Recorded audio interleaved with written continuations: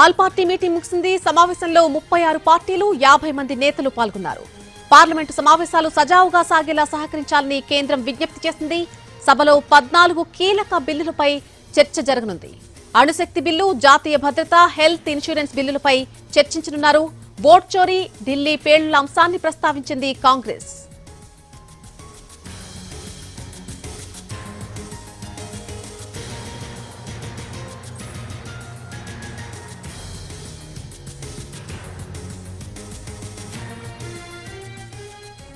All party meeting ముగిసింది. సమావేశంలో మొత్తంగా 36 పార్టీలు 50 మంది నేతలు పాల్గొన్నారు. ఈ పార్లమెంటు సమావేశాలు సజావుగా సాగేలా సహకరించాలని కేంద్రం విజ్ఞప్తి చేసింది. సభలో 14 కీలక బిల్లులపై చర్చ జరగనుంది. అణుశక్తి బిల్లు, జాతీయ భద్రత, హెల్త్ ఇన్సూరెన్స్ బిల్లులపై చర్చించనున్నారు. ఓట్ చోరీ, ఢిల్లీ పేలుళ్ల అంశాన్ని ప్రస్తావించింది కాంగ్రెస్.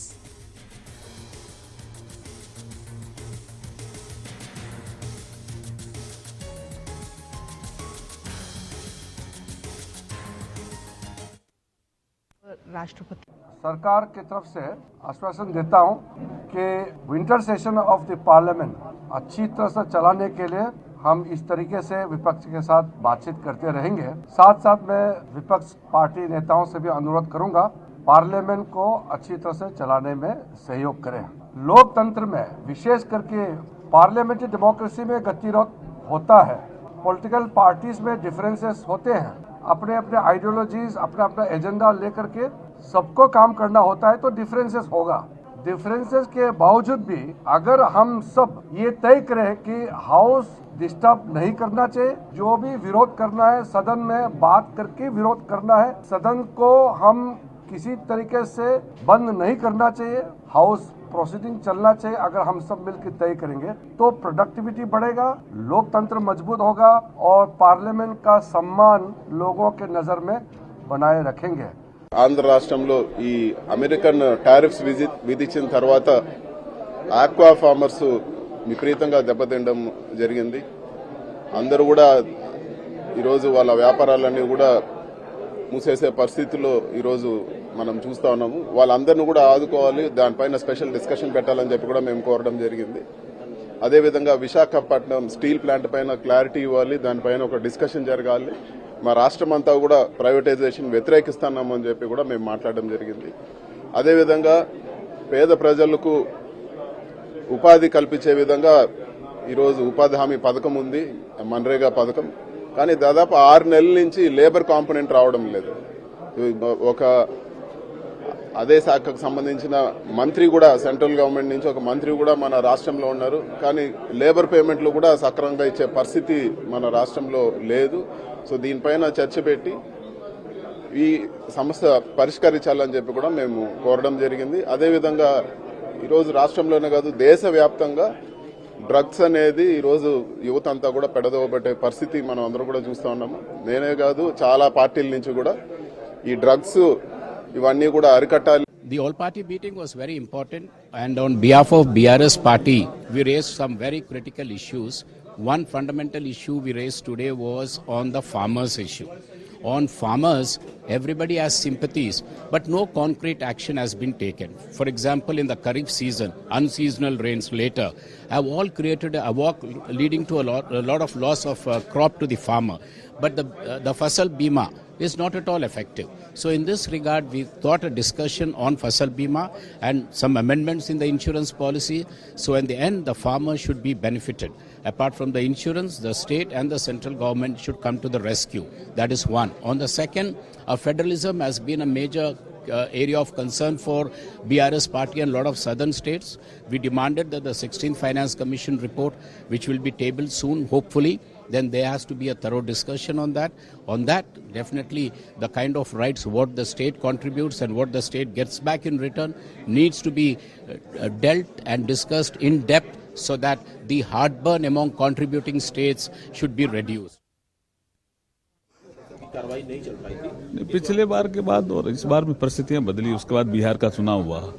बिहार के चुनाव में भी जनता ने अपना कुछ मतदान के करके जो मत सुनाया, उसके बाद परिस्थितियां बदली भी है ना। तो सरकार एसआईआर पे चर्चा कराने के लिए तैयार है? नहीं, वो तो बीएससी में चर्चा करेंगे और चेयर तय करेगी कि चर्चा किस पे करेंगे। लेकिन सर पिछले कुछ समय से लगातार जिस तरह से इलेक्शन कमीशन को लेकर के सवाल उठाया गया है, विपक्ष की तरफ से सरकार की नीयत को लेकर के सवाल उठाया गया, सीधे कहा जाता है कि सरकार वोट चोरी कर रही है, क्या कहना है? इलेक्शन कमीशन मेरे हिसाब से बहुत अच्छा काम कर रहा है। इस समय 12 राज्यों में SIR की प्रक्रिया चल रही है।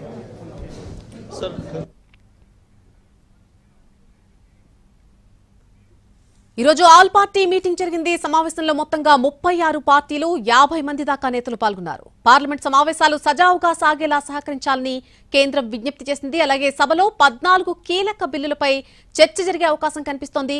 ఈ ఆల్ పార్టీ మీటింగ్ సంబంధించి పూర్తి డీటెయిల్స్ మా ప్రతినిధి ప్రసాద్ అందిస్తారు. ప్రసాద్,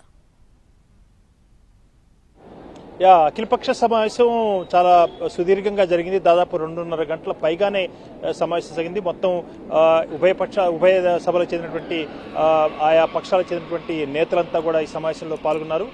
అనేక సమస్యలను ప్రస్తావించడం జరిగింది. ఇదే అంశాన్ని కిరణ్ రిజిజు కొద్ది నిమిషాల క్రితం మీడియా సమావేశంలో మాట్లాడుతూ సమావేశం చాలా అర్థవంతంగా జరిగింది, అనేకమైన అంశాలు చర్చ జరగాలని చెప్పి ప్రతిపాదించడం జరిగింది విపక్షాలు. అయితే దీనికి సంబంధించి BACలో బిజినెస్ అడ్వైజరీ కమిటీలో అంటే లోక్సభ అదేవిధంగా రాజ్యసభ బిజినెస్ అడ్వైజరీ కమిటీలో చర్చించి దానిపై నిర్ణయం తీసుకోవడం జరుగుతుందన్న అంశాన్ని చెప్పారు. అయితే ఇది మిద్దంగా అనేక అంశాలపై ఇచ్చినటువంటి సూచనలు, వాటిని ఏ అంశంపై ప్రభుత్వం చర్చించడానికి సిద్ధమన్న అంశాన్ని చెప్పలేదు, కానీ అనేక అంశాలు ప్రస్తావించారు. వాటన్నిటిపై కూడా సుదీర్ఘంగా చర్చించి బిజినెస్ అడ్వైజరీ కమిటీలో ఏ మేరకు ఎంత సమయాన్ని కేటాయించాలి వీటన్నిటిపై కూడా నిర్ణయం తీసుకున్న తర్వాత చర్చ జరిగేందుకు తామంతా సిద్ధంగా ఉన్నాం. అయితే ప్రతిపక్షాలు సహకరించాలి, అనేక అంశాలు చెందినటువంటి బిల్లులు కూడా తీసుకురావడం జరుగుతుంది. ఇది దేశానికి, దేశ ప్రయోజనాలకు చాలా ముఖ్యం కాబట్టి వీటికి సహకరించాలని చెప్పి కిరణ్ రిజిజు చెప్పడం జరిగింది. అయితే వందే మాత్రం 150 ఏళ్లు పూర్తి చేసుకున్న సందర్భంగా ఈ అంశంపై కూడా సుదీర్ఘంగా ఉభయ సభల్లోనూ పార్లమెంట్లో చర్చ జరగాలని చెప్పే ఒక అంశం ఉంది. దీనికి సంబంధించి కూడా బిజినెస్ అడ్వైజరీ కమిటీలోనే చర్చించి నిర్ణయం తీసుకుంటారని చెప్పి కూడా చెప్పడం జరిగింది. ముఖ్యంగా ఈ సమావేశంలో ప్రభుత్వ పరంగా ఎలాంటి హామీ లభించలేదు, కానీ అనేక అంశాలు చర్చకు వచ్చాయి. అయితే అంటే ఓటర్ జాబితాల క్రమబద్ధీకరణ సంబంధించిన అంశంపై కూడా అన్ని పక్షాలు కూడా తమ అభ్యంతరాలను వ్యక్తం చేశారు. పూర్తిగా సమగ్రంగా ఉభయ సభల్లోనూ చర్చ జరగాలని చెప్పి ప్రతిపాదించారు. అయితే దీనికి సంబంధించి ఈ అంశంపై కూడా చర్చ జరపాలంటే దానిపై బిజినెస్ అడ్వైజరీ కమిటీలో నిర్ణయం తీసుకుంటారన్న అంశాన్ని కిరణ్ రిజిజు చెప్పారు. కాబట్టి ఇది మిత్తంగా ఈ ఓటర్ జాబితా క్రమబద్ధీకరణ సంబంధించిన అంశంపై కూడా చర్చ జరగాలన్న అంశంపై ప్రభుత్వం నుంచి ఎలాంటి సమాధానం రాలేదు, ప్రభుత్వం ఎలాంటి హామీ కూడా ఇవ్వలేదు. అయితే ఉన్నటువంటి ఈ 15 రోజులు సిట్టింగ్స్, ఈ 15 రోజుల సమావేశాల్లో మాత్రం అర్థవంతంగా చర్చ జరిగేందుకు విపక్షాలు చేసే ప్రతిపాదన పరిశీలిస్తాము, దీనిపై నిర్ణయం తీసుకుంటామని చెప్పారు. అదేవిధంగా ఏ అంశంపై కూడా చర్చకు తామేమి కూడా వ్యతిరేకం కాదు, విపక్షాల ప్రతిపాదనలను పరిశీలించి నిర్ణయం తీసుకున్నామని చెప్పిన అంశాన్ని మాత్రం కిరణ్ రిజిజు చెప్పారు. కాకపోతే ముఖ్యంగా తెలుగు రాష్ట్రాలకు సంబంధించిన అంశాలు మాత్రం అనేక అంశాలు తెలుగుదేశం పార్లమెంటరీ పార్టీ నాయకుడు శ్రీకృష్ణదేవరాయలు ప్రతిపాదించడం జరిగింది. వాటికి సంబంధించి కృష్ణా జలాలని వినియోగంలో ఏపీ నష్టపోకుండా ఏ కేటాయింపుల విషయంలో స్పష్టత రావాలి, దీనిపై సభాముఖంగా చర్చ జరగాలని అంశాన్ని చెప్పడం జరిగింది. అదేవిధంగా ఇటీవల జరిగినటువంటి తుఫాను వల్ల ఏపీ పూర్తిగా నష్టపోయింది, దీనిపై కూడా చర్చ జరగాలి. అదేవిధంగా బహిరంగ సభలు, అదేవిధంగా తొక్కిసలాట్లలో చాలామంది చనిపోతున్నారు, దీనికి సంబంధించి ఒక జాతీయ విధానాన్ని రూపొందించేందుకు గాను సభాముఖంగా చర్చ జరగాలి. దీనిపై ఈ జాతీయ విధానం రూపొందించి రాష్ట్రాలకు సూచనలు ఇవ్వాలి అన్న అంశాన్ని కూడా ప్రతిపాదించామని చెప్పారు. అదేవిధంగా మారినటువంటి GSTలో అనేకటువంటి మార్పులు చేర్పులు చేశారు, దీనివల్ల ఆర్థిక ప్రయోజనాలు ఏ మేరకు జరిగాయి వీటన్నిటిపై కూడా సభాముఖంగా చర్చ జరగాలి. అయితే ఇంకా ఏమైనా మార్పులు చేయాల్సి ఉంటే అది సభ్యుల నుంచి సూచనలు తీసుకొని దానికి తగిన మార్పులు చేసేందుకు ప్రభుత్వం కూడా నిర్ణయం తెలుసుకోవాలని చెప్పి కూడా ప్రతిపాదించామన్న అంశాన్ని కూడా చెప్పారు. అదే దాంతోపాటు ఒక ముఖ్యంగా ఏపీకి సంబంధించి విశాఖలో ఇటీవలనే ఆంధ్రప్రదేశ్ CI పార్ట్నర్షిప్తో పెట్టుబడులకు సంబంధించినటువంటి సమావేశాలు జరిగాయి, చాలా అర్థవంతంగా జరిగాయి. అదేవిధంగా అనేకటువంటి ప్రతిపాదనలు వచ్చాయి ఈ పెట్టుబడులకు సంబంధించి. ఈ నేపథ్యంలో విశాఖలో మెట్రో రైలును కూడా ఇవ్వాలని చెప్పి గతంలో ప్రతిపాదించాము, దీనిపై కూడా వెంటనే కేంద్ర ప్రభుత్వం నిర్ణయం తీసుకోవాలి, ఇది ఏపీకి సహకరించాలన్న అంశాన్ని కూడా చెప్పడం జరిగింది. ఈ రకంగా అనేక అంశాలు చర్చకు వచ్చాయి. ముఖ్యంగా జాతీయ స్థాయిలో మాత్రం ఢిల్లీ దేశ రాజధాని ప్రాణాంతకంగా వాయు కాలుష్యం ఉంది, దీనిపై చర్చ జరగాలి. అదేవిధంగా ఓటర్ క్రమబద్ధీకరణపై చర్చ జరగాలి. అదేవిధంగా ప్రకృతి వైపరీత్యాలకు సంబంధించి ఒక పటిష్టమైనటువంటి సమర్థమైనటువంటి వ్యవస్థను రూపొందించేందుకు గాను చర్చ జరగాలి, దానికి ఆ వ్యవస్థను రూపొందించుకోవాలి. వీటన్నిటిపై కూడా సమగ్రంగా చర్చ జరగాలది విపక్షాల యొక్క సూచనలు. ముఖ్యంగా ఓటర్ జాబితా క్రమబద్ధీకరణపైనే పూర్తిగా విపక్షాలన్నీ కూడా తమ యొక్క అభ్యంతరాలను వ్యక్తం చేశారు, అనేక సూచనలు చేశారు.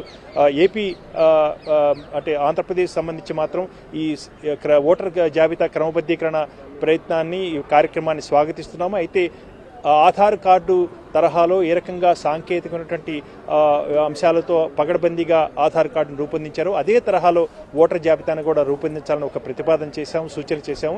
వీటిని పరిగణలో తీసుకొని చేస్తే బాగుంటుందన్న అంశాన్ని శ్రీకృష్ణదేవరాయలు చెప్పారు. ఈ రకంగా ఇటు జనసేన నేత కానీ ఇతరత్ర అందరూ కూడా తమ యొక్క ప్రతిపాదనలు అఖిలపక్ష సమావేశంలో చెప్పారు. వీటన్నిటిపై సుదీర్ఘంగా